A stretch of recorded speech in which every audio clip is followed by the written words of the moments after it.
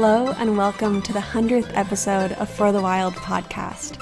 I'm Ayana Young. I want to start off just by thanking all of you who are listening, and for those of you who started listening in Unlearn and Rewild days. It seems so long ago that March and I were driving up the mountain trying to find enough service to get on our hotspot to record with people like Vandana Shiva, or using the solar panel on our car battery just to charge the computer enough to even get through an entire episode. There were so many crazy behind the scenes recording experiences, not knowing what the hell we were doing. We have stuck it through, and I have to say that I have learned from every single podcast. Every guest has shaped me and molded me into the woman that I am, and I really feel so blessed and lucky to be able to be a part of this collective that puts this on every week. And the research and just the connections that we share together and then get to share with a wider audience is beyond a gift. We are using technology in a beneficial way, I think, in this case, and we're able to cross borders and connect with one another on some of the most intense, disturbing, pressing, beautiful issues of our time, and I don't know where I'd be without this guidance. So we are just so grateful and excited to share with you a mashup.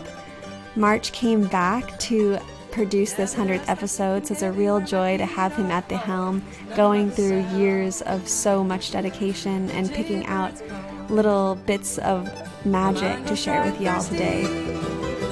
As the memories linger, drifting on the wind, through the mountains like a river, sweet smell of pine and tall western cedar, drifting on the wind. Stephen Harrod Buhner has really guided my life in so many ways. I definitely feel like I was called by the plants, a calling that is so beyond my little life.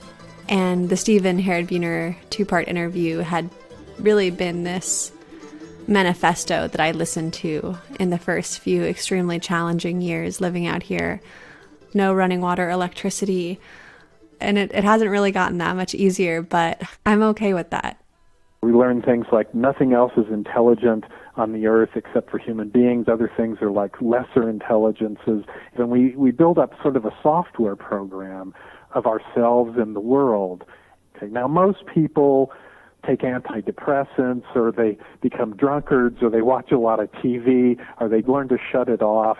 But there's a certain number of people that begin to go, wait a second, the picture I was given doesn't match what I'm encountering in the real world. And a few people go, I want to find out what's real. And they act as what this guy, Edward de Bono, called a depatterning factor for the culture.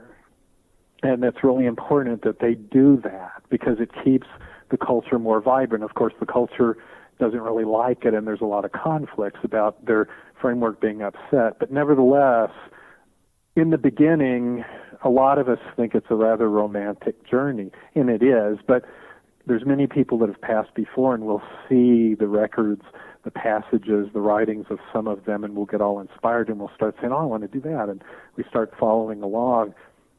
And then we begin to find out that there's a price. And it costs us this little piece of ourself, this little piece of our illusion about the nature of the world. We begin giving up our sort of narcissistic orientation. We begin to be subsumed into this larger framework. The earth begins to flow through us more and more. And a lot of people, it starts with the plants. I don't know why. For most of the people that have really moved me in my life, Gerta Masanobu Fukuoka, Luther Burbank, Barbara McClintock, it was the plants that pulled them deeper into the world and begin to reveal to them what's really going on here, which is very different than what we've been taught. We get pulled a little deeper, we get pulled a little deeper, we get pulled a little deeper, and then we begin to be aware that there's a certain work in us that we're meant to do. You know, Wallace Stegner put it this great way. He goes, people in America do not understand that we have been subsumed by what we conquered.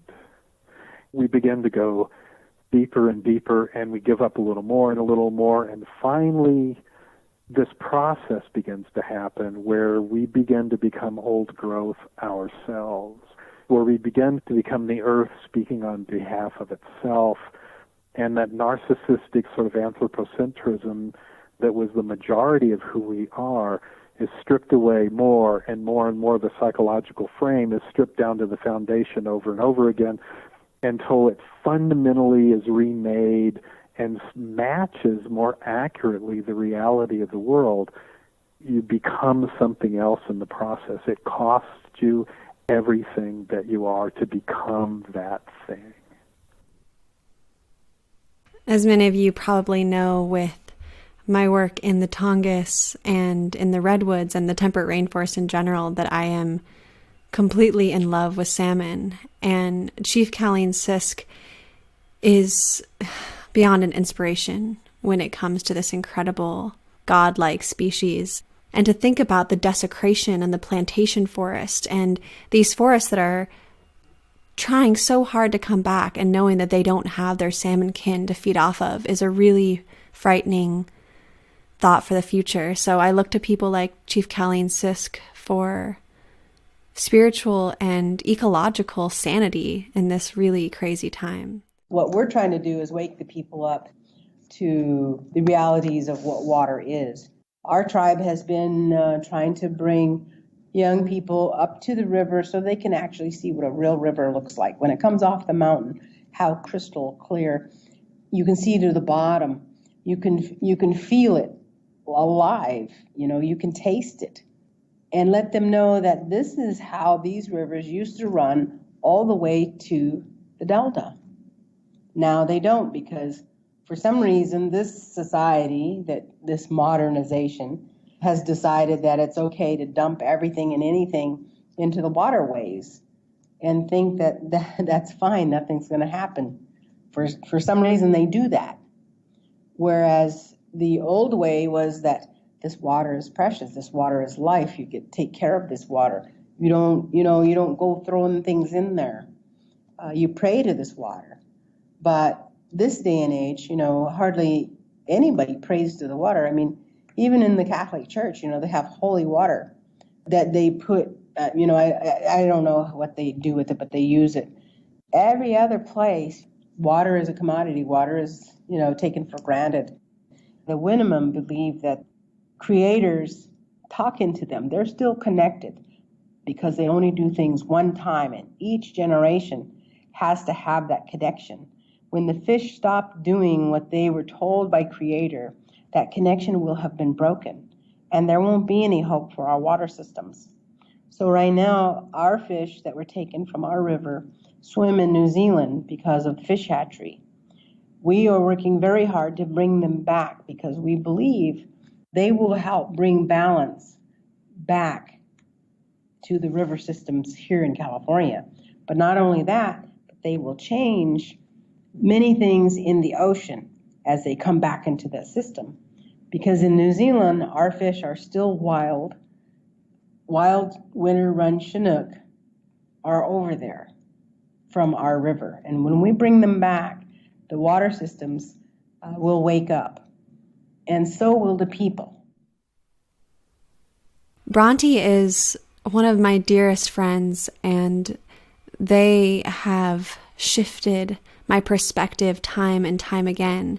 And I'm just fascinated with this idea of cosmic literacy. I think about Harriet Tubman and many other folks' relationship to the North Star, and I think about this practice in celestial navigation. And something I have been writing about is this concept of cosmic literacy, decolonizing literacy. Oftentimes it's written that Harriet Tubman was an illiterate slave. Scholars talk about moving out of the concept of calling folks slaves, out of the noun into the action that was happening upon these people, so the enslaved. Instead of being like, this person was illiterate, actually, what literacy did she have? She was literate. It wasn't your literacy. Oh, but Harriet Tubman was literate. Harriet Tubman was literate in the stars. Harriet Tubman was literate in the soil. Harriet Tubman was the only woman to lead a military operation during the Civil War. This was happening in the wintertime. This was happening at night. She was also a nurse in the Civil War. So I'm always like, this person was a herbalist. So how do I start to read how she knew plants? Via her dream world, the ways Spirit and God were telling her these roots. And so I'm just like, wow, okay, that's another kind of literacy, to have a spiritual literacy, to have another relationship to time and the gravity of faith, to know that another way is possible, to be literate in imagination.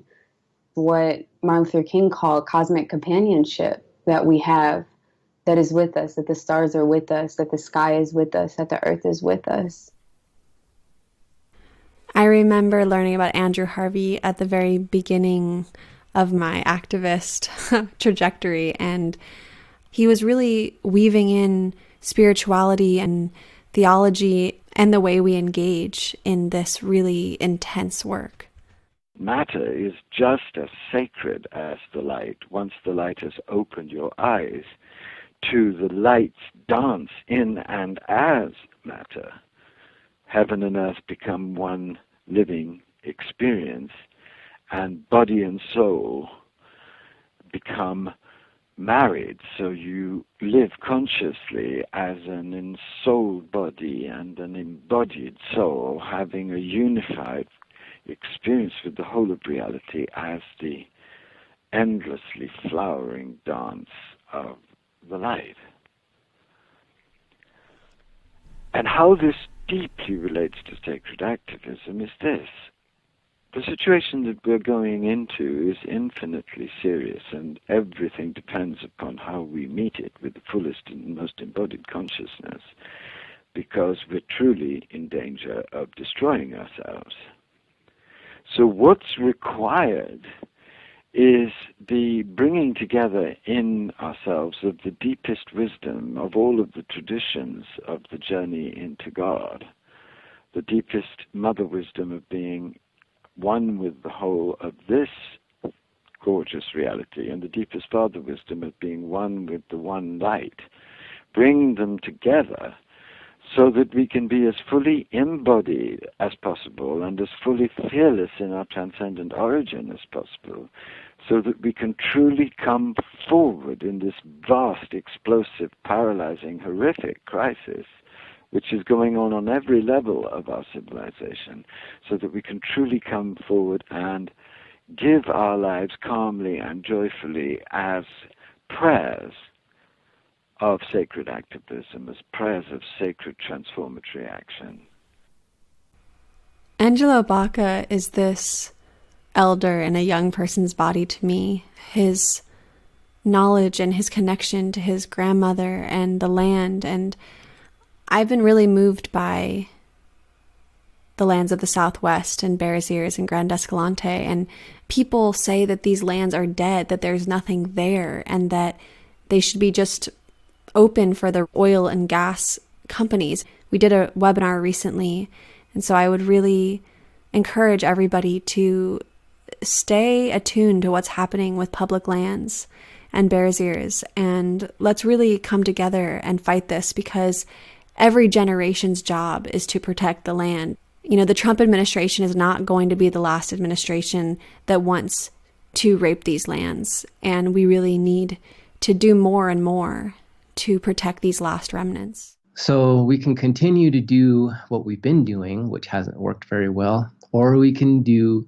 what we have been as Native people doing for centuries before anybody got here, which was our own ways of stewardship and management, taking care of the land and the plants and the animals. And so what we'll have to do a lot is kind of bring people up to speed between 200 and 500 plus years of how we do things. And it's very difficult when they already have closed off their mind to these conversations. So, my invitation is always for them to civilly and peacefully have these discourses, to think on things and consider it, and to understand that we are all tied to everything else. Everything is connected.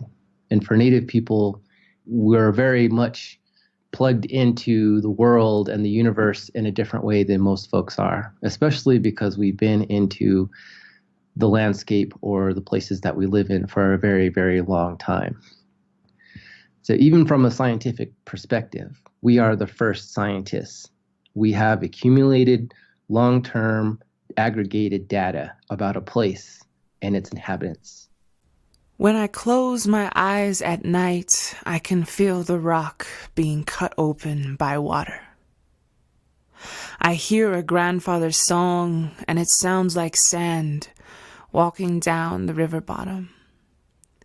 In this song, they talk about how even the mighty canyon walls were formed by meandering streams. Beneath the gentle waters, there are people.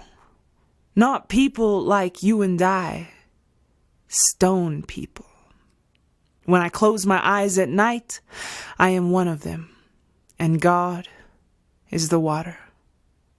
Over lifetimes, she eats away at me until I am polished and smooth. She teaches me about being gentle and persistent. She teaches me about patience and commitment. When I close my eyes, she speaks to me in this language of trickles and bubbles, and she says, journeys, take them, and try to remember who you are along the way. I love this excerpt from Lyla June and her incredible stand-up poetry, music, art. She is a dear friend, and I have felt so blessed to walk this path with her so far. She brings so much healing to so many people, and she doesn't shame or guilt, but instead she is this selfless vessel that holds so much. And so if we help the women, we help everything. And the Cree have a proverb that says, a nation is not defeated until the hearts of the women are on the ground. Because they knew that ultimately it was the women who were the pillars of the society. And what you have then is you have a converse of that, which is a nation can be restored if we uplift the hearts of the women off the ground.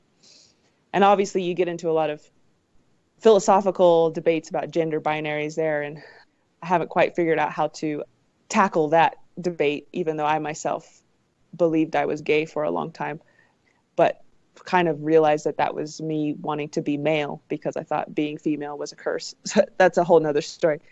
I don't know how to answer that right now.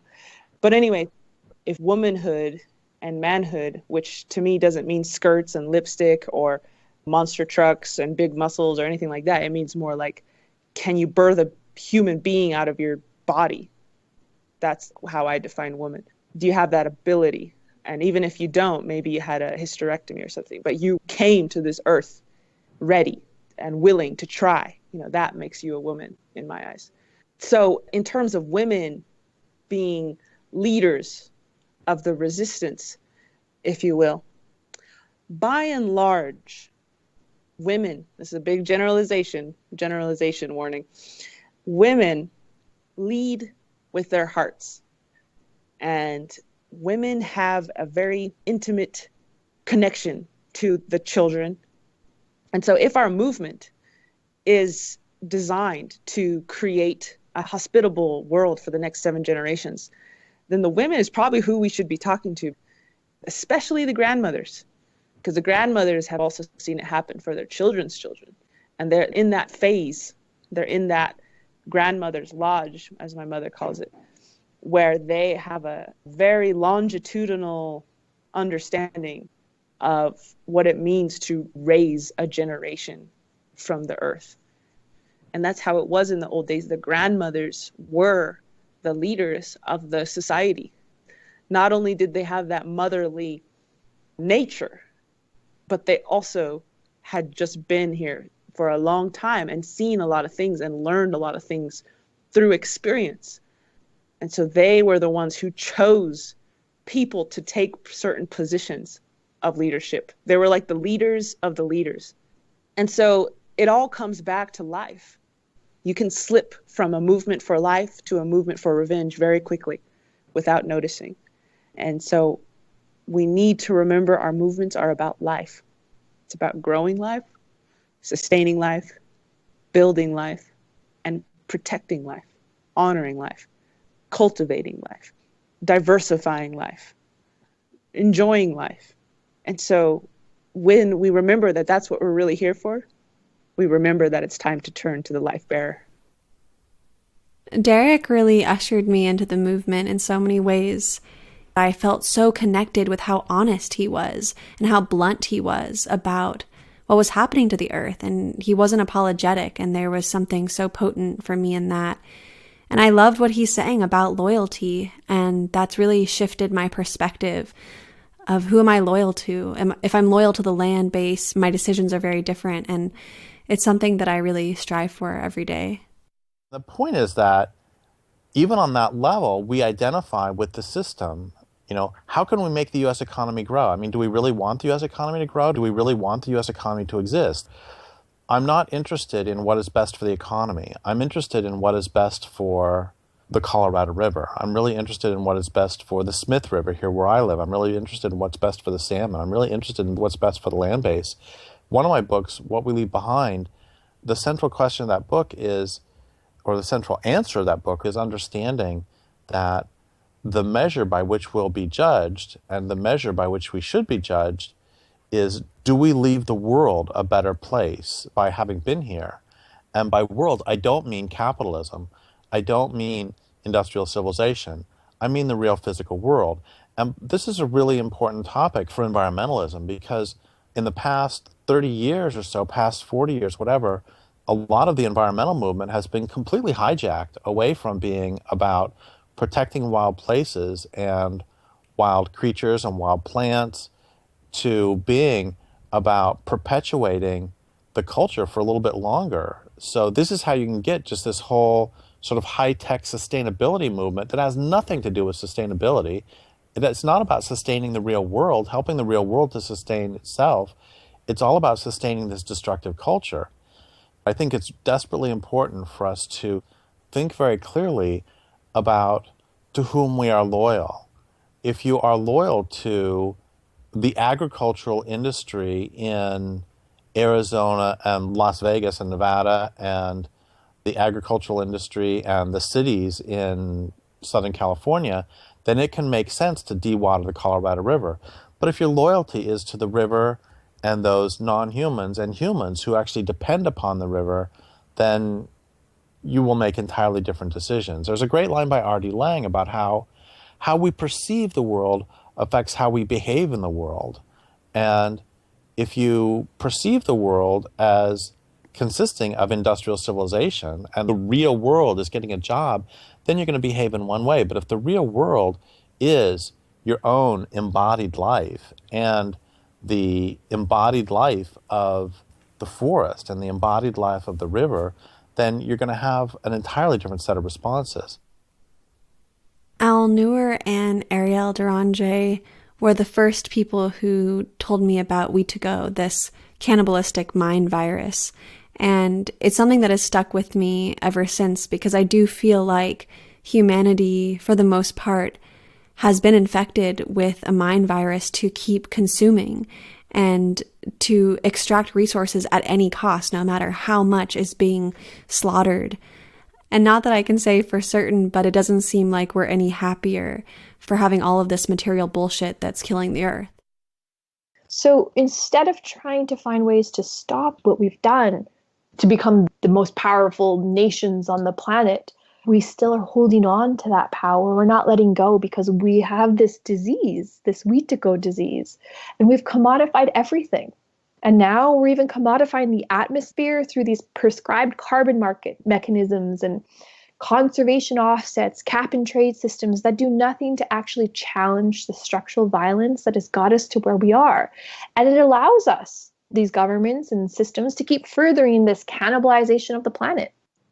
There's this sort of mentality that we cannot survive without progress, and progress is defined within the parameters of economic growth, personal wealth, personal gain, and therefore we continue to cannibalize this planet even though we see that climate change and all the science and all the numbers is pointing that we are literally walking towards the cliff's edge and letting this sort of brigade of people take us on our merry way towards the end of humanity. Wetiko, the Algonquin word for this cannibalistic spirit, and in Ojibwe it's Wendigo or Wintiko and Powhatan, literally referred to cannibalism. And what a lot of this indigenous lore said was two things would happen when someone, out of necessity even, in a northern winter or whatever, ate another human being's flesh. One would be an icy heart, and the second would be this unnatural desire to consume more flesh. And when the First Nations communities of North America first interacted with the European colonialists, this word comes back into the vocabulary because that's how they saw their relationship with nature and of course with the First Nations themselves. And I think if we go back far enough, the real root of the Wetiko virus, of the sort of cannibalism that's inherent in Western modern culture, comes from our separation from nature, which many argue that stemmed from the Neolithic Revolution, from farming, from sedentary lifestyle. So we went from hunter-gatherers that lived in codependence with the mother. Our ancestors would go into nature and they would be in this natural bounty. They would hunt and gather the necessary food and calories they needed. And we know from a lot of the research in cultural anthropology, like Marshall Sahlins' work, the original Affluent Society, that hunter-gatherers actually lived not what we are told, the Hobbesian worldview of a sort of brutish, nasty, short life, but quite the opposite. They were working 10 to 20 hours a week. Their average calories were about 2,000 calories per person. We know this from teeth samples and bone density and other things. So they were living quite decent lives compared to even modern standards of how the majority of people nowadays live. And not to say we want to go back to that way of living, but there's something really interesting that happens when our livelihood comes from taming nature and extracting from nature and this sort of farming mindset. And this initial separation happens. And we know that some of the first buildings that are built in the first city-states of Ur and Babylon are the granaries. Because as soon as you have a surplus of food production, you then create a place to store that surplus. And then you need a military or militia or police or whatever to protect that surplus. And then hierarchy is created and you have your, emperors and sun kings and all of that. And so, from Babylon to New York is a very short distance, both psychologically, culturally, and temporally. And so you end up in this place where we value the sort of brute strength of the male, which creates this sort of patriarchal culture. There's a culture of extraction, of rape. We essentially have a rape culture as the dominant culture. That's what Western culture is. And I'm not just talking about the effects on women in this culture, and of course that is the dominant thread, but the mother herself, right, to Mother Nature, to Earth herself. And so it's really deeply embedded in the Western European psyche. And this is not to blame, Western Europeans. When we came out of the Fertile Crescent, those were the heavily populated areas, and then through colonialism and imperialism and war and violence and expansion, this culture has become the dominant culture.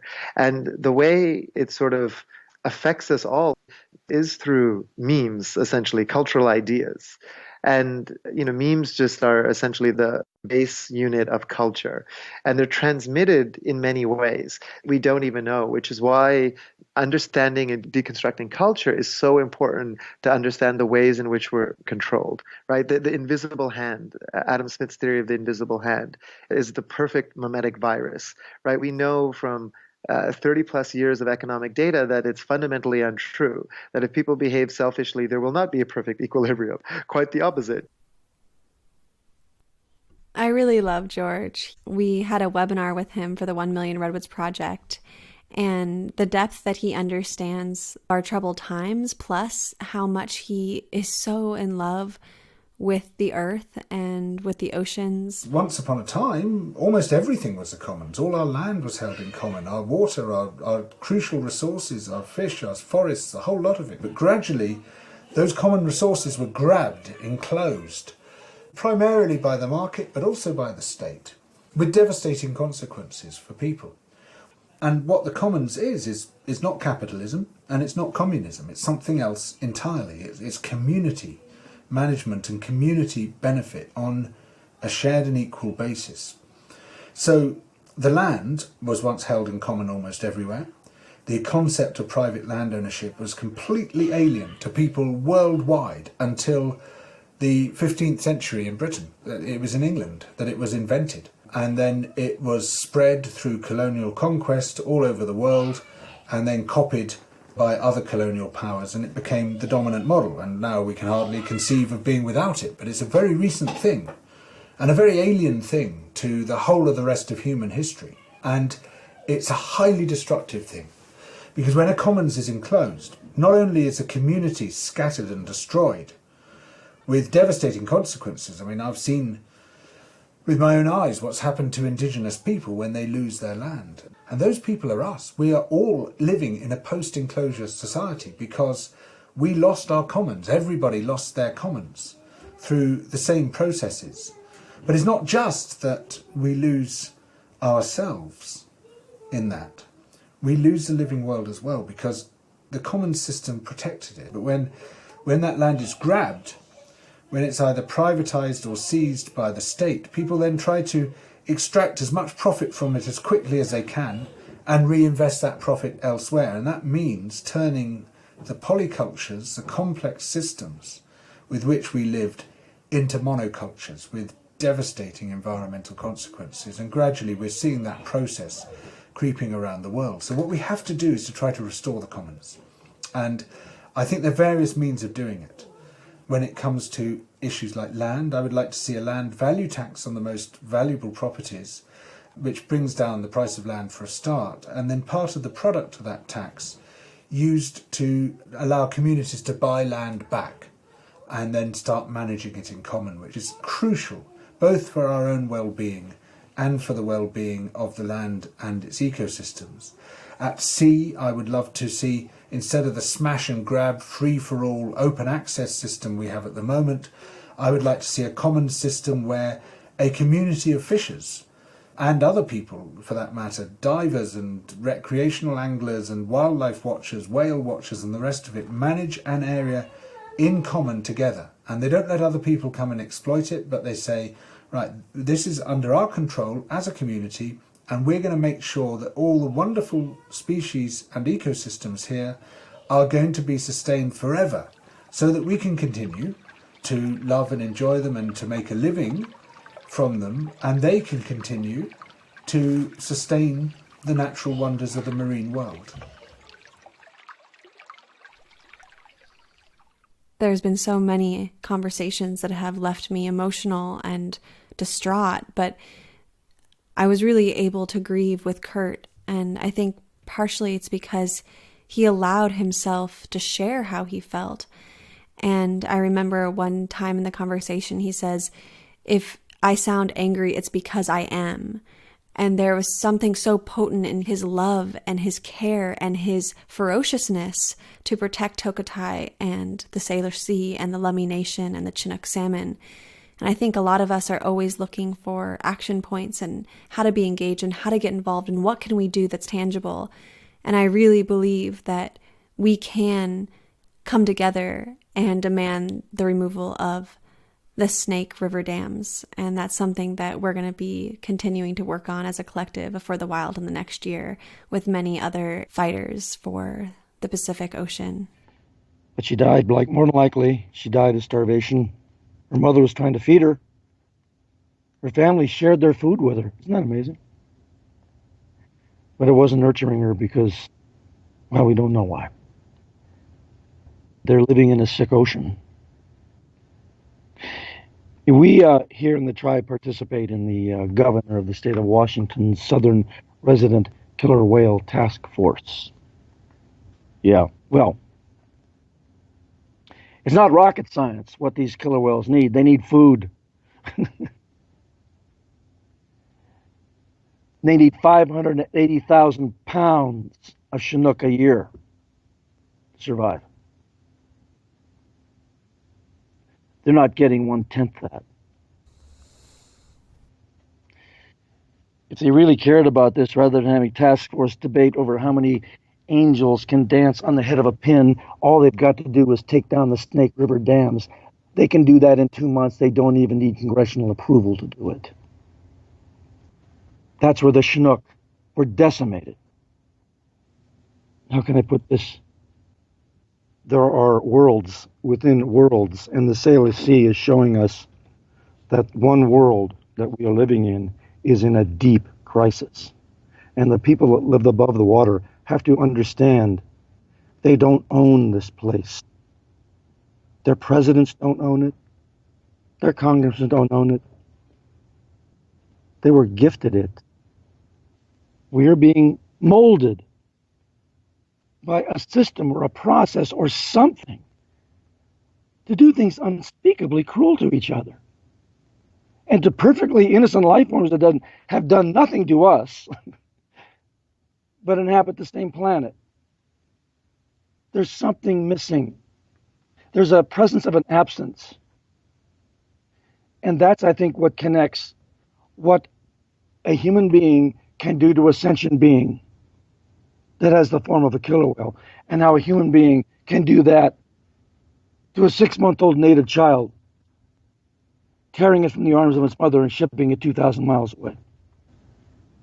So we have a sanctuary ready for her to return to in the San Juan Islands, where her family tours by routinely. There will be a moment. Tokatai is going to be singing out her song, and her mother is going to hear it. She can hear it 10 miles away. And they are going to reunite. And the Salish Sea, when that moment occurs, will never look the same again to anybody. I love Jacinda Mack. She is one of my favorite people in the whole world. I was able to spend time with her on the Fraser River in BC this summer when I visited her and heard stories and picked berries together. And she is just such an incredible lover and fighter about the devastation of mining and what it does to rivers and salmon and land and people and the caribou and the deer and the bear who drinks from the river and eats the salmon, let alone the fact that British Columbia has 2,000 abandoned mines and it's the Wild West still of gold mining. Because gold mining kind of, at least in the United States, has this romantic old-timey feel of these cute little towns and the gold pans and the miners and their little 1900s outfits. And I know there's so much talk about renewable energy, but there's so little talk about the mining issues and the devastation, let alone the genocide of Native people that gold mining entailed. And how are we really going to have a just transition into renewable energy when mining in mostly indigenous peoples or people of color's backyards is decimating land and people's health? It's really something that we have to all take a much stronger stance on, because these mines are coming into the last remaining sacred, healthy headwaters on Earth and putting their tailings ponds. And then these companies are just going bankrupt and leaving this wastewater for thousands of years to continue polluting these areas that still have a chance of survival into the Anthropocene. The work that Indigenous people do to protect their way of life, myself included, this is going to protect everybody. It's not going to protect just Indigenous people, because it's going to be protecting clean water, it's going to be protecting clean air and clean soil. Every single thing that we need as human beings comes from the earth. These systems aren't working, obviously, because you have a disaster like Mount Poly, which is a failure both at the mine site, their oversight of their operations, and it's a failure of the province of British Columbia and their laws for not being monitored and being out of compliance and having no penalties. So there's really no incentive for them to follow these rules. We're feeling like we have to go outside of Canada. A lot of the movement that we've received from British Columbia has been in direct response to Alaska ringing the bell, saying there is a major problem happening in British Columbia. Alaskans need to know about this. Americans need to know about this. British Columbia is potentially setting us up for a major disaster in our waters. The Boundary Waters Treaty of 1909 was created specifically to address when there's pollution coming across the border, how to deal with it collectively and to make sure that it's being addressed so that you're not polluting your neighbor, basically. It's really important for people to understand that these international tools are put there to have a bigger picture and scale of things, to know that you might have your idea, well, it's in likely BC.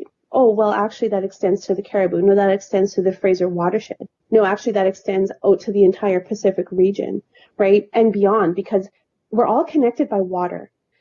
We're at this tipping point right now. And, you see that with demonstrations around the world. We're at a tipping point where this capitalistic system based on luxury and consumerism is killing us. It's killing the planet. And we're seeing around the world also, if you follow the conversations around what's happening with water, is that fresh water sources, drinking water sources are starting to disappear around the world and are predicted to disappear in major cities. So the earth is changing very quickly, and we need to have a major shift in how we operate and what we consume and what we value for our very survival. Paul Watson is such a controversial and courageous person, and I really admire his courage to be physical in the face of destruction and put his body on the line to protect these incredible ocean kin that are being slaughtered right now. And I love what he said in this excerpt that, we don't know what's going to happen. We don't know if our good deeds are going to necessarily do anything, but we're doing it because it's the right thing to do. And I think about that all the time. We bring our heart and we bring our privilege and we bring everything that we have, our passion, and we show up regardless of the quote unquote impossibilities.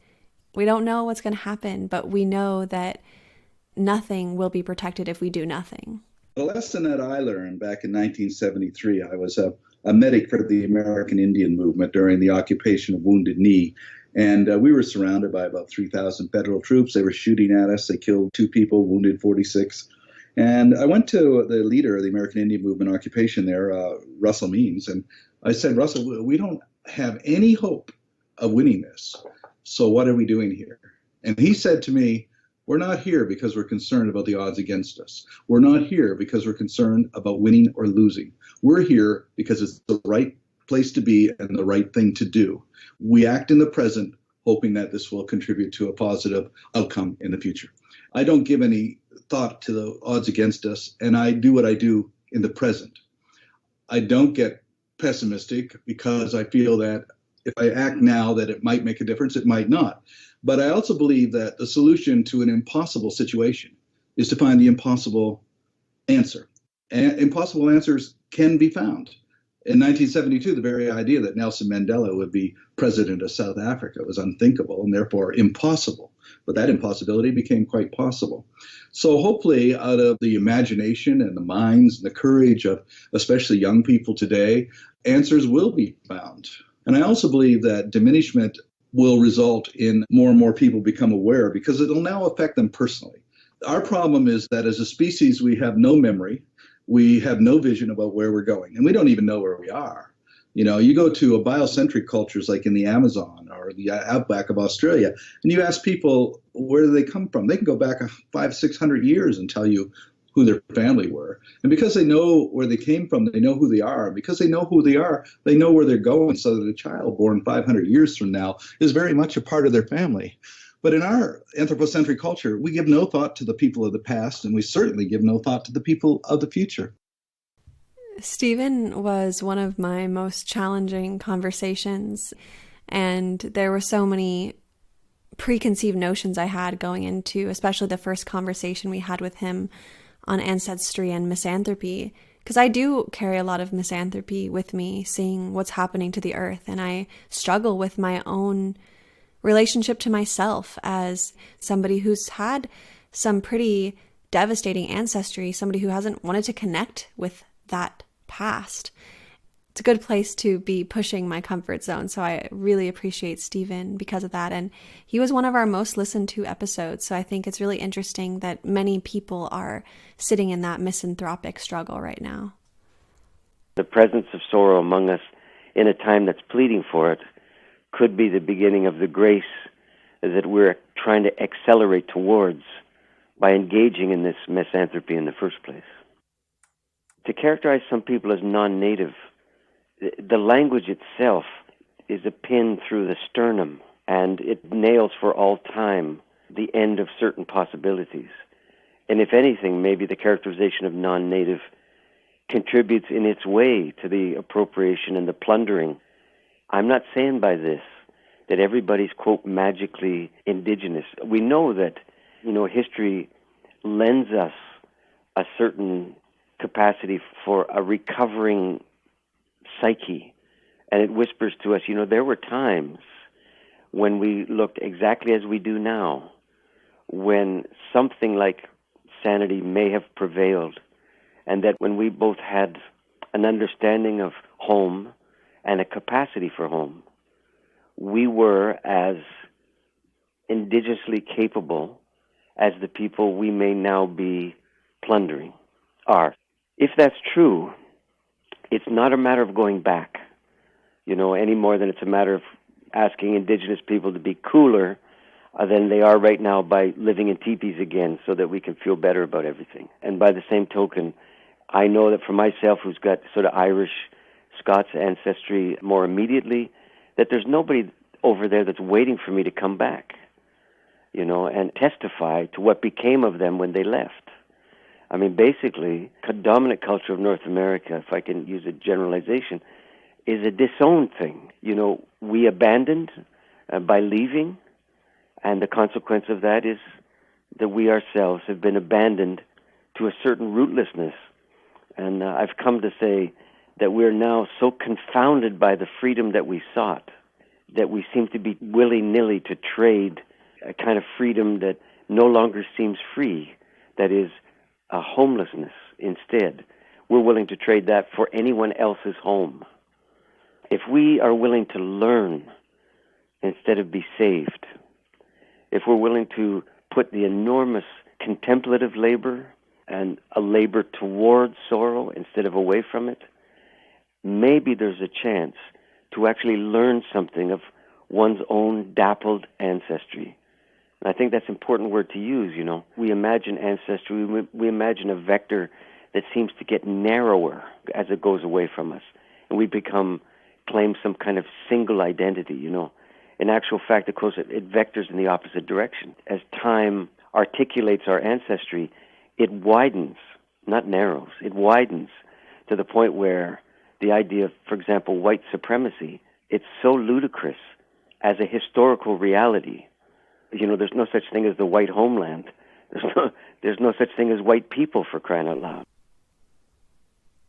Dune is one of the most special people in my life. I got to spend quality time with him up at his home in Cordova, Alaska, and we rafted down the Copper River and had run-ins with grizzly bears and sandstorms and glacier iceberg bottlenecks, and the whole time we just were able to sit in such beautiful conversation together. And he has been such a influence on my life, and he is really a hero. And I loved him saying, we lose if we do nothing, but we win by going in. And I can still see him saying that. In order to diversify the economy, the native corporations in the spill zone, the Alaska Native Claims Settlement Act corporations decided that they were going to clear cut 1 million acres in the parallel path of the Exxon Valdez. And I sat down with Pamela and some of my friends and I said, I'll tell you what, if we clear cut the parallel path of the Exxon Valdez, we will no longer be fishing in 10 years or less. And this cannot happen on our watch. And so Pamela asked me, she says, well, can you live with the outcome no matter what happens, win or lose? And I said, well, I can tell you this, Pamela, we will absolutely lose if we do nothing at all. And we win by going in. We have to be louder than everything else, but we have to remain a voice of reason so people will reason with us. And so we need to take on our own people, our own native corporation. So I flew back down to Arizona, and I went to my mother and laid next to her in her bed, and I said, Mama, I need your advice. The natives are starting to clear cut the forest, and we just had the Exxon spill, and Exxon's appealing all the claims. It could be years before we ever see a settlement, but we're not going to make it if we nuke the forest. I said, look at what's happened to California and Oregon and Washington and their wild fisheries, their wild salmon way of life. What happens to those tribes and those people and those cultures that are tied to these oceans and their resources? She said, well, I think it's your turn to give me advice for the next 30 years. And you tell me what we should do. And I said, well, we need to sue our people and they'll like it. We'll create an economic alternative to get paid to leave our trees standing, therefore protecting our subsistence and commercial fishing way of life. Because those trees have a right to life just like we do. And they happen to be the cathedral to our wild salmon. So clearly Diana had a huge impact on me and the 1 Million Redwoods Project. I'd say she was and has been one of the most influential people behind how I view reforestation, restoration, and how we're moving forward with this biomimetic reforestation initiative that is the 1 Million Redwoods Project. So I'm bowing down. I always say that it is a discussion that can happen at the kitchen table. I don't want it to be a discussion that's happening in the ivory tower of any university. I want ordinary people to hear the call of the forest and to have it ringing in their hearts so that the children will listen to them and that the children will go out and look at the species and also respect the biodiversity around them and hear that call. This is the global garden that we all share. We all share in its biodiversity, and we will all hold hands to protect it across the world. And how we're going to do that is by the bioplan. Now, the bioplan, if you read my works, you will see that we have inherited the mantle of nature. We have inherited a certain kind of divinity of life. And the divinity of life is spelt in the piano of our DNA. And how that piano is played in a 0 and 1 pattern of thinking, which is the same as your computer systems. It's 0 and 1 in all kinds of ways. And it's a binomial pattern, a fractal binomial pattern that is in your body. It's just like the falling of leaves off a tree. It's the same thing. It's the growth of a tree. It's the same thing. It goes in an exponential way, but it is binomial. So we understand these things. Anyway, in the bioplan, I'm asking you to do something. I have reckoned mathematically that if one person, every person on this planet, that's about 8 billion people, plant a tree, one tree, every year for the next 6 years, we'll have the job done. But you have to do it a little differently. What you have to do is look after the tree.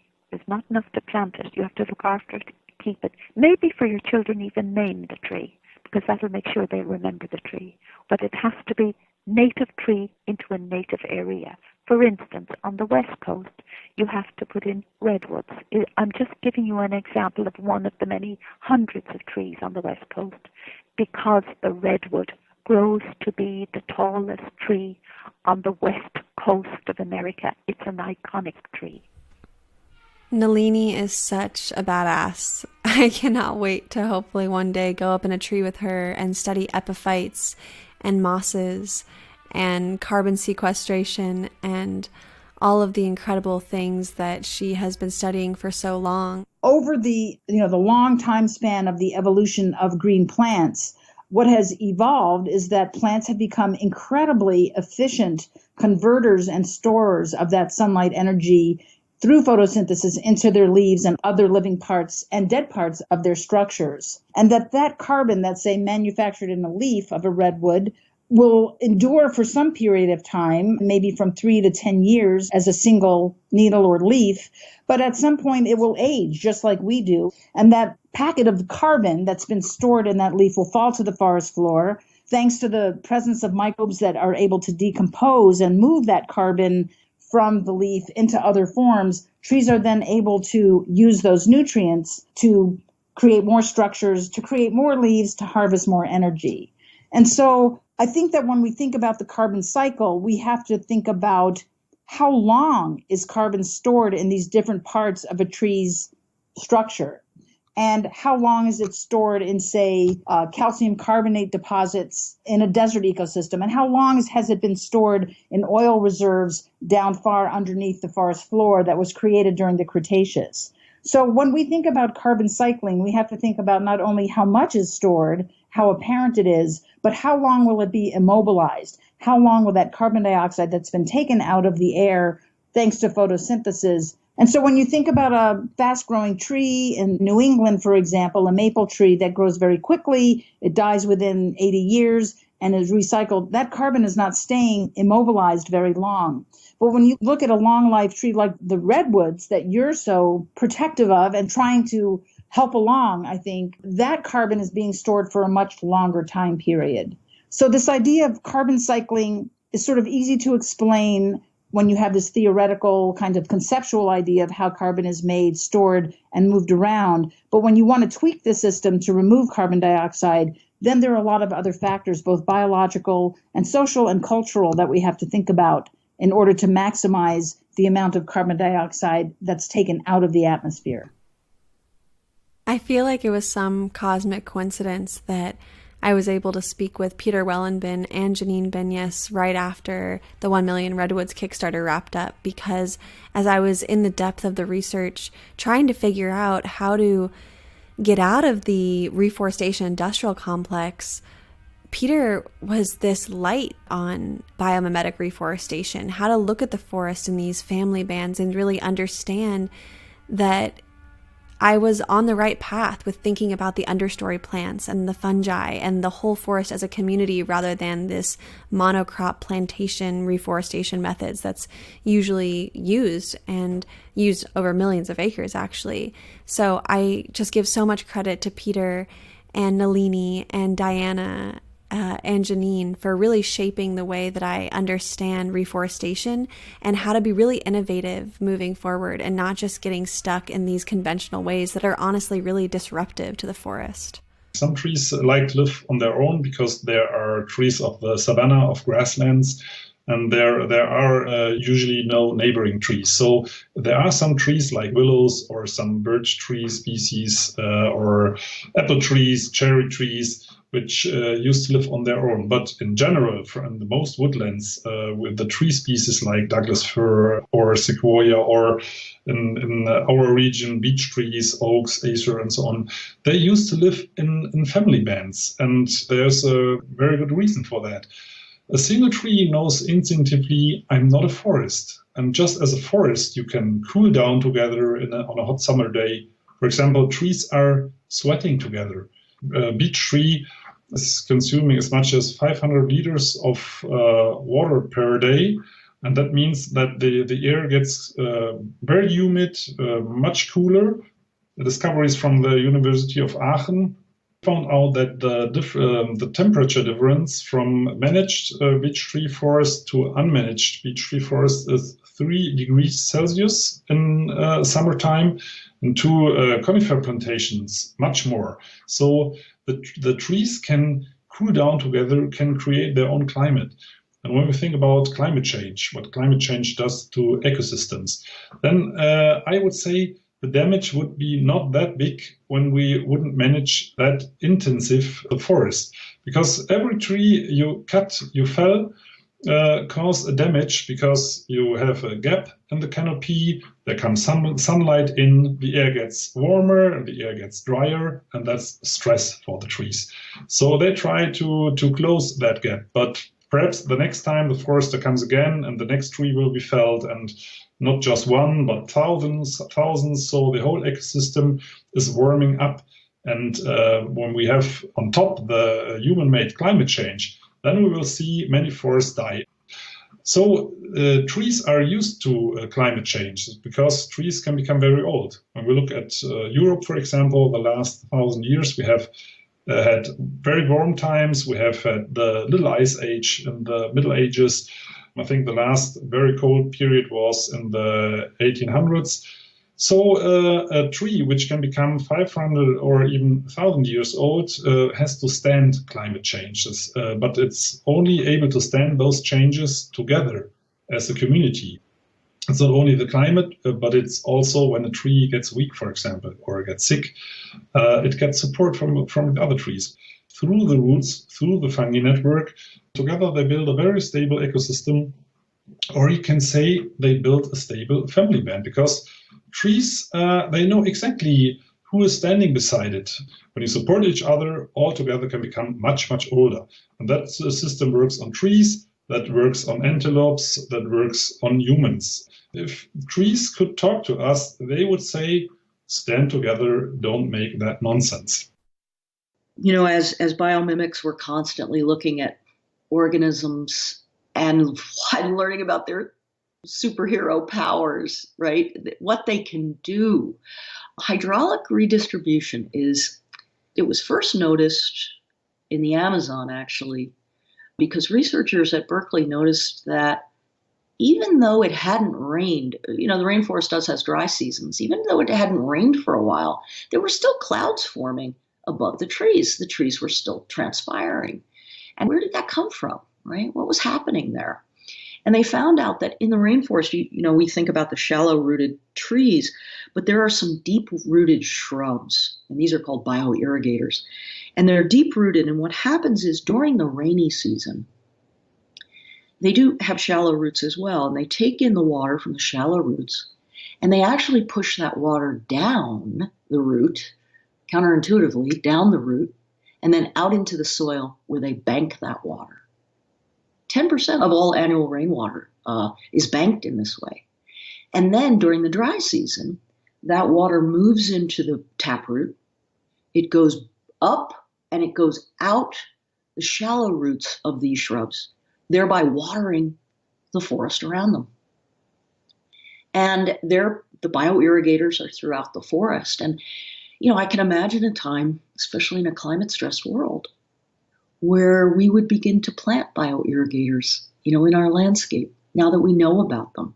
I mean, this is what I mean by generosity, is that these bioirrigators are not just keeping the water, they're pushing the water out into the soil around them, the upper layers, and watering the trees around them, which is really interesting. It goes against this idea that, you know, nature red in tooth and claw, as Tennyson said. It looks more like, as we learn about the Wood Wide Web and things like bioirrigators, it looks like the system, you know, creating conditions conducive to life in the system has been rewarded by natural selection over long periods of time. Our new move in agriculture, for instance, for a long time we've been focused on the plant. So focused that we're even genetically engineering the plant.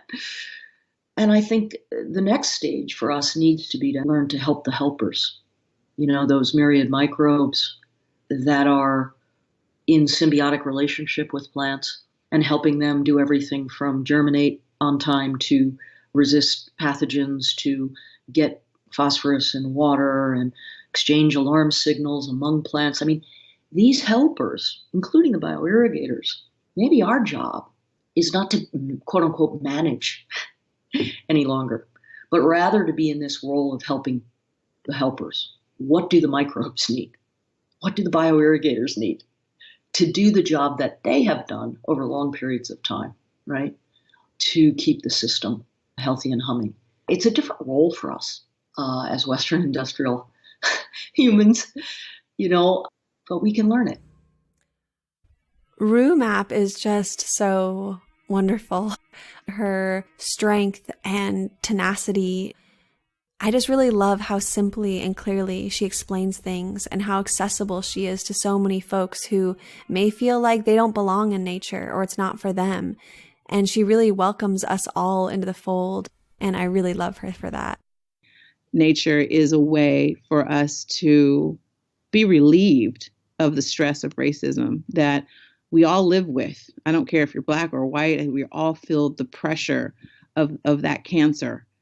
You know, when I'm in nature, the trees do not know what color I am. You know, the birds don't know what my gender is. The flowers don't know how much money I have in my bank account. And so I think that we can rely also on nature to be that equalizer for us. This conversation with Ron was actually one of my mom's favorite episodes. She would tell me how she would go around to people and she'd say, it's the space between the ears, the value system, because he could really get to these very deep and complex issues with this type of humor. And it really was able to strike a chord in so many people. It's one of our most listened to episodes and my mom's favorite. It's amazing what a sunflower can do. It's almost difficult for people to see a sunflower and not smile and not engage, especially when this sunflower might be 10 to 12, 14 feet high. It transforms people. To walk down the street and all of a sudden you just smell beautiful smells. You see color. I mean, they know what color therapy does. You know, why are these elementary schools and why are they the colors? Why are they this bland beiges and grays? They already know. All the psychologists know what these do to your psyche.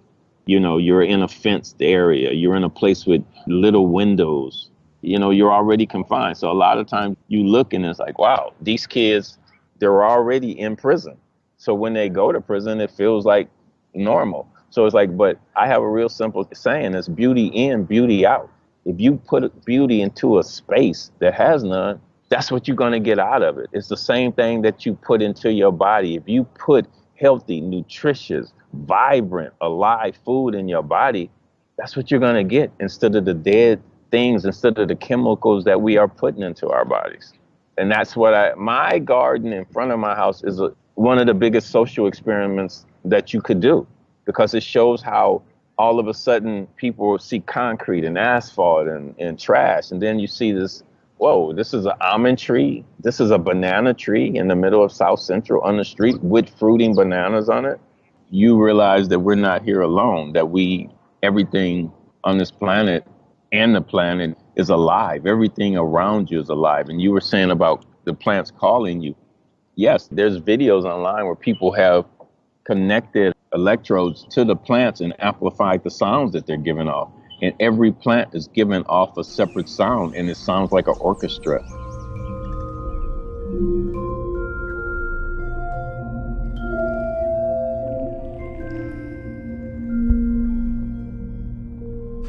And it was a difficult time of year. It's in March, it's during the hunger gap, there's not a lot around. And we found a few nettles, found 1 or 2 St. George's, mushrooms. There was a bit of stuff around, but it wasn't much for a meal. And then I was stepping down to this stream, and there beside the stream was a deer which had just died. It was still warm, its eyes were still bright. Now, you shouldn't pick up an animal which has just died and you have no idea why it's died, but I was too excited to think about that and to do this rationally, and I just got my hands round its ankles and I swung it onto my shoulders. And the moment I felt its weight and its warmth on my shoulders, I turned into a different creature. It was extraordinary. I mean, the way I describe it to myself was that civilization slid off as easily as a bathrobe. It was like I was naked. It was like I'd just become this new creature which was underneath the creature I thought I was. Being on the land makes you strong. It makes you strong physically, mentally, emotionally, and spiritually, because you are consciously reconnecting to source. Just yesterday, I was out harvesting Devil's Club and cedar bark and alder and out there on the land, running up and down and slipping and, sliding up and down these mountains in Nukhalk territory and breathing in that medicine and being out there with friends and with my son. And that's healing. That's really healing. It would be really ironic and horrible if I spent all of my time in boardrooms trying to fight for clean water and clean environments and for our families, and then never actually got to do that myself. So I make a conscious effort to be in season and to put those values as a priority and kind of schedule my calls and my work around making sure that I'm also harvesting salmon and I'm harvesting medicines and I'm going to birthday dinners with family and I'm doing these things that ground me and strengthen me and fuel me. When I go out to these communities and Indigenous people come, I have received so much medicine from different Indigenous people from territories from all over who will come to me and thank me for speaking out, and they'll give me medicine to smudge or teas or whatever it is that they may have to share and say, Make sure you take care of yourself. Here's something from the land from here to help you in your journey. They know that this work comes with great personal sacrifice also. Reverend Kalani is definitely one of my heroes. This conversation with him was so fantastic. I love his voice. I love his passion. I love his humor. And I really love how he doesn't want us to be victims and to flip the script on natural disasters, because it's true. They're only going to get more and more intense. And I think leaders like Kalani are so important right now to look to be guided by, people who really understand the complexity of the situation and have so much energy to lead us forward. They're not disasters. These are actually natural processes. And then it's only a disaster or a hazard because people with their stuff are standing in the way. It's a disaster now only because we put the Walmart there. So these natural processes, they fluctuate like all other events in life. They're on an arc, a curve, a natural cycle of positive and negative influence. So some years they will be greater, some years they will be less.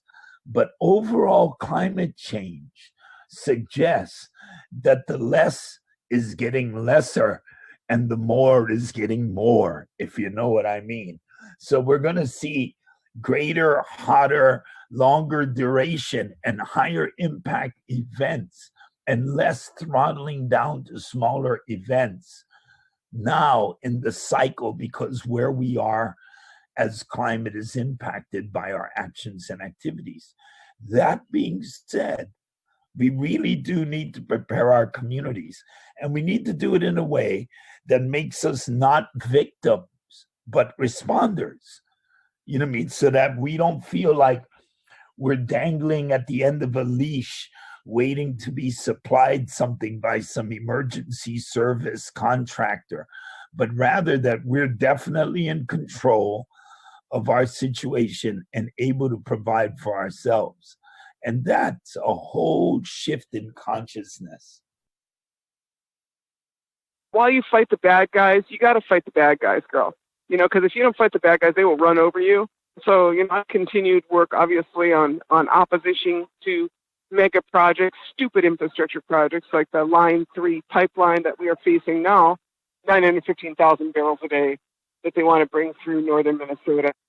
Last year, we defeated a similar pipeline in the same territory, and that was called the Sandpiper. We defeated them in Minnesota, and now they are back. There are already hundreds of people camping on the proposed route in Minnesota, and if they issue that permit, there will be thousands of people. And I don't think that Minnesota is North Dakota. They do not want essentially a civil war, which is what they're going to get if they actually issue that permit. They should ship those pipes to Flint, Michigan, a place that hasn't had a functioning water system for about 1,200 days. But at the same time, I want to make where we're going. And I don't even call it the alternative. I call it the enlightened path. I mean, in our prophecies, it's referred to as the time of the seventh fire. And we're told we got a choice between two paths. One is well-worn, but it is scorched. The other is not well-worn, but it is green. I work on moving us to the green path. You know, in the meantime, you got to make sure that they don't destroy you. Winona's tenacity and courage to be militant and to say, you know, I don't think Minnesota wants a civil war. I mean, that is powerful. And I have so much respect to those who we've had on the podcast who are willing to put their bodies on the line and willing to really physically stand up for what's right and not just get comfortable and hide behind their computer screens or in their safe little homes, because honestly, none of us are safe. So I really challenge myself, as well as all of us, to get braver and to really know that at some point we're all going to be called upon to stand up and to be on the front lines.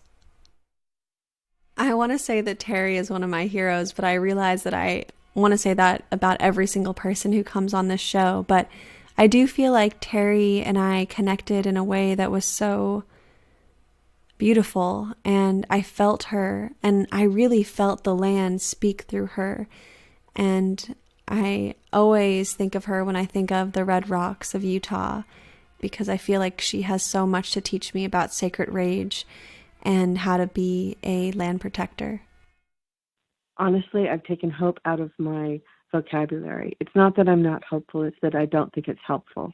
And rather than hope, I choose to think about faith. I have tremendous faith in our capacity to change. I have tremendous faith in the power of consciousness.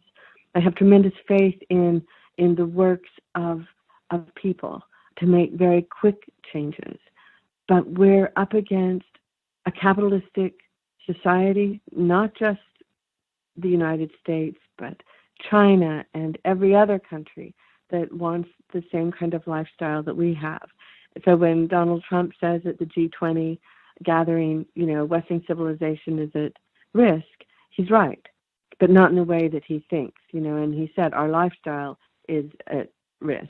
He's right, but not for the reasons. If we want to survive as a species in fellowship with other species, we are going to have to shift our point of view and become more empathetic, become more unselfish, think about what sacrifice means in a spiritual sense and what the spiritual implications are of climate change.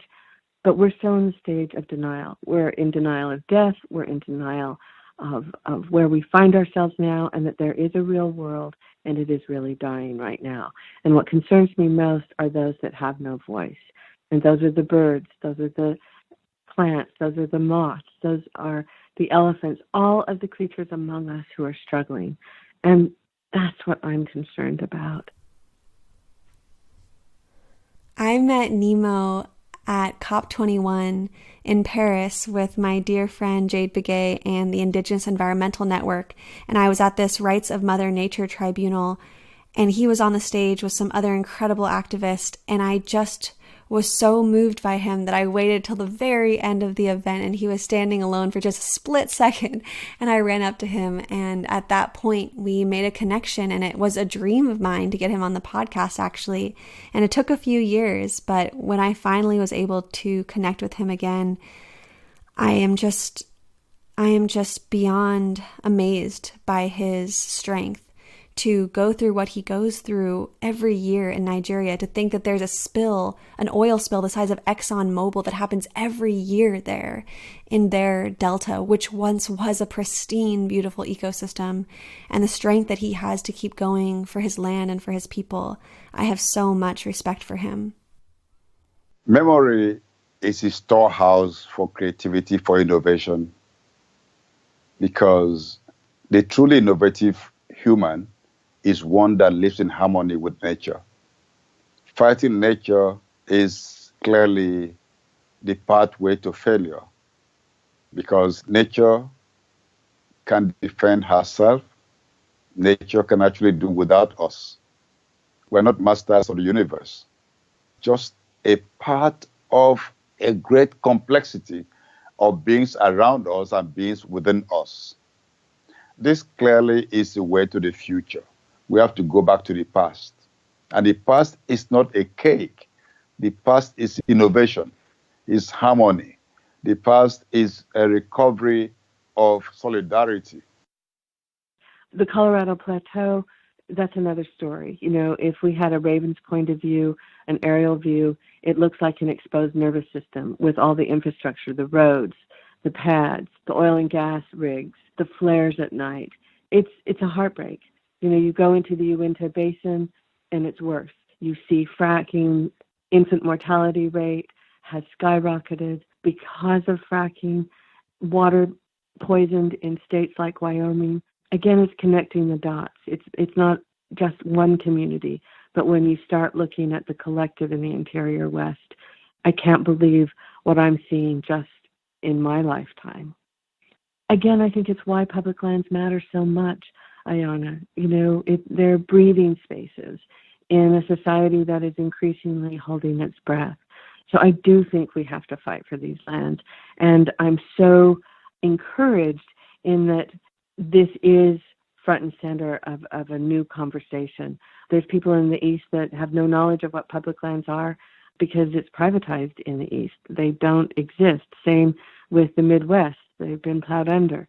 So I think people are finally coming to understand that we have a great heritage. These are not just public lands, but there are public stories, our natural histories and our cultural histories. And that's very, very powerful to the identities of Americans. I so appreciate Jacqui in the way that she speaks about the separation of people and land. And of course, there is now a lot of talks, luckily, around reparations and what does it mean to reunite people with their land, whether that's Indigenous people or reparations for people of color. I think about Queen Quet and the Gullah Geechee Nation in the East Coast. And I think this is a really huge topic that we all need to be sitting with, is how can people start to have that access and then build relationships that are in harmony, that aren't just extractive. Of course, the devil becomes in the detail. So as we talk about a systemic transformation from a society that's built on principles and practices where there are inherently winners and losers, where kind of capitalism means that there's capitalization and then there are those who are capitalized upon. And it's usually, of course, through the reckless extraction and usage of natural resources. And then we've had this extraction of people, and then the use and abuse of people through systemic oppression. And so how do we really affirm human rights and earth rights as we move forward? And how do we affect a systemic transformation where the vision of people most impacted will be things like everyone having access to clean air, clean water, uncontaminated land, and the commons in terms of a place called home? In the Antiquities Act of 1906, there is only authority for the president to designate. And so for him to do anything more or do anything else, he's going to need the backing of the entire Congress to do that. So we feel really confident that actually what he's doing is not legal in a court of law. You can see that how they snuck in drilling into the Arctic National Wildlife Refuge up in Alaska through the tax bill. And that received very little fanfare or attention because the parties are playing up the whole tax cut, that people are getting money. But, the money doesn't come from nowhere. Somebody pays for it. And, indigenous people, indigenous lands are paying for it. Again, we've had the Gwich'in relatives come all the way to D.C. to try to protest this whole action and this inclusion of the drilling of their lands in that bill. Unfortunately, that bill has passed. So now we're thinking about, what does that mean? More opportunities to destroy and come in and develop these places that have no business being developed. They should be left alone the way that they are. Oh, Faith Gemmill and Princess Lucaj, yes. They were another two allies that I met during COP21 in Paris. Again, I saw Faith speak, and I remember literally feeling the land, the Arctic, the caribou speak through her, through their voices. And they are such warrioresses for this planet. I see them traveling and speaking in Washington, D.C.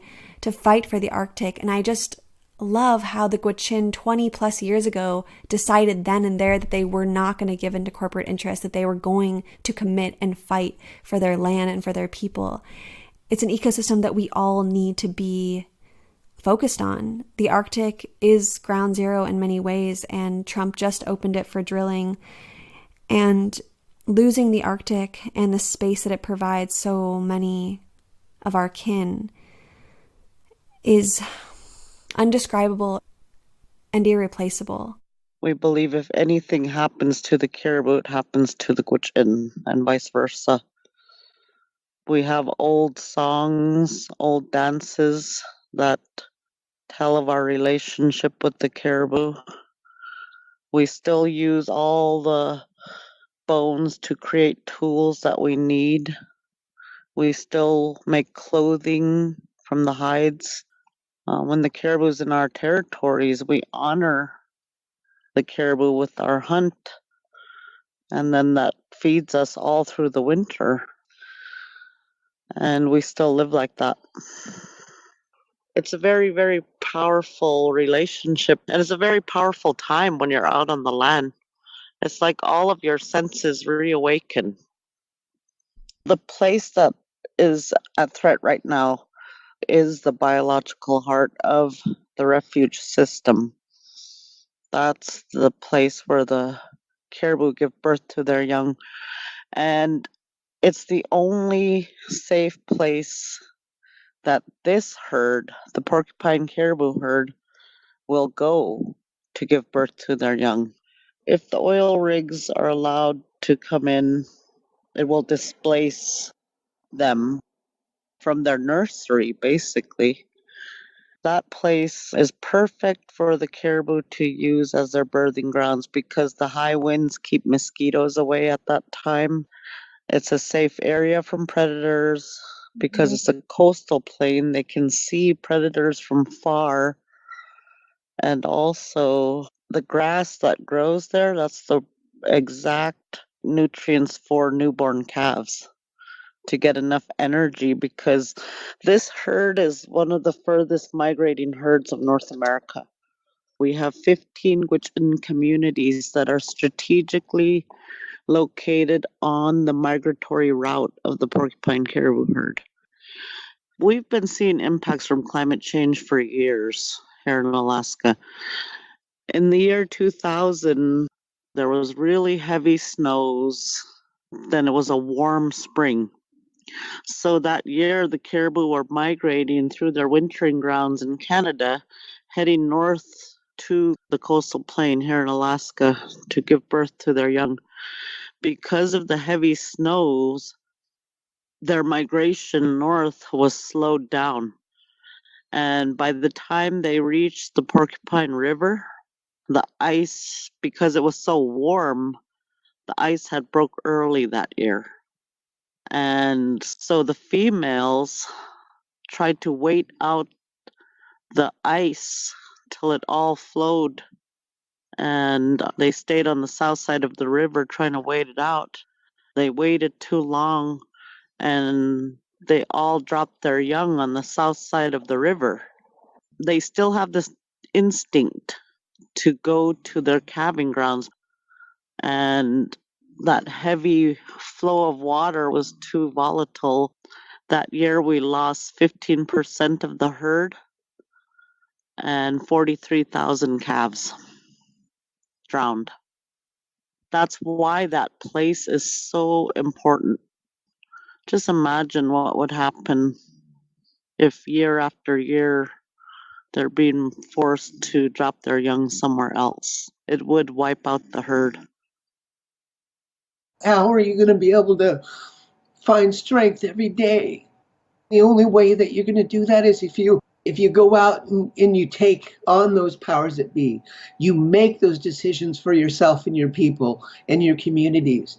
And you build these restoration funds. You demand that government and industry pay these restoration funds, because it's the only way that we're going to restore what has been lost and preserve what we still have. And right now, the majority of land that has fossil fuels under it just happens to have Native people standing on it. And so if we were to protect Native rights around the world, we would protect some of the last wild green spaces we have on planet Earth. But it's going to take the people to believe in themselves and to believe in the planet.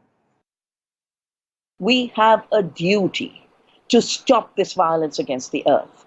We have a duty to stop the creation of what I call a seed slavery and a food dictatorship, to push poisons everywhere, genetic contamination and pollution everywhere, just so one company can harvest super profits through collection of royalties, often illegal, as in the case of India, what has pushed the cotton farmers to suicide.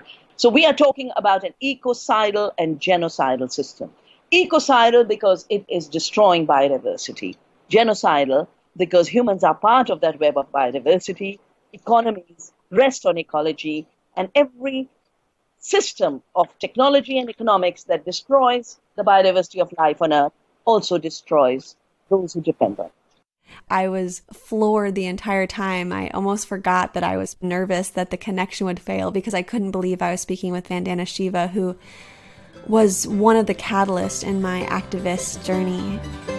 She is brilliant. She is tireless in her advocacy, and I'm really hoping that we can do a follow-up soon.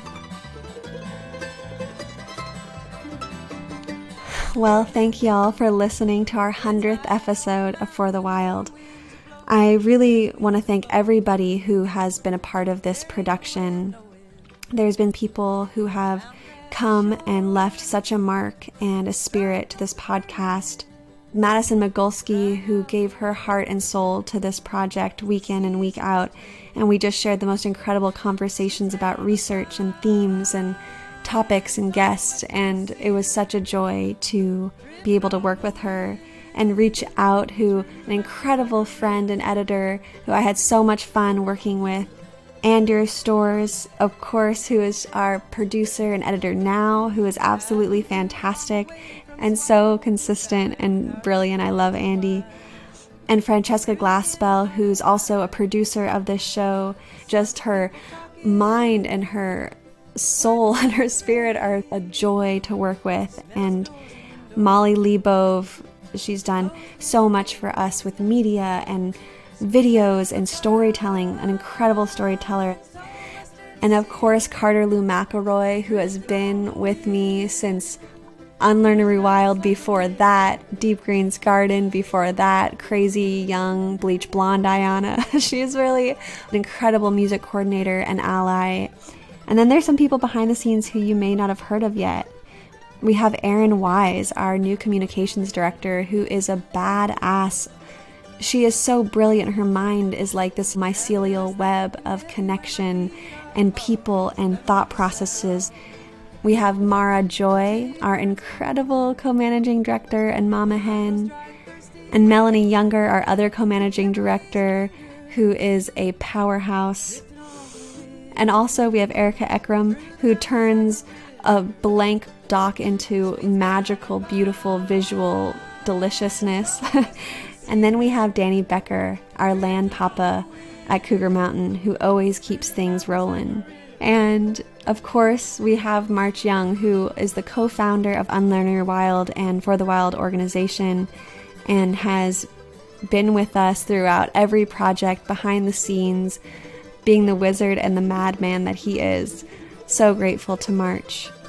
And of course, we want to thank all of you out there and all of the guests. We literally need this community of people to be together to do this work. Like Kurt says, worlds within worlds, and we are that, floating together, doing this work, pushing each other, comforting each other, grieving together, dreaming together. I really can't thank you all enough for being a part of this journey. To uplift these stories and to create an anthology for the Anthropocene. And if you're up for making a financial contribution, go to our website at forthewild.world/donate or sign up on Patreon to receive bonus material and behind the scenes juice.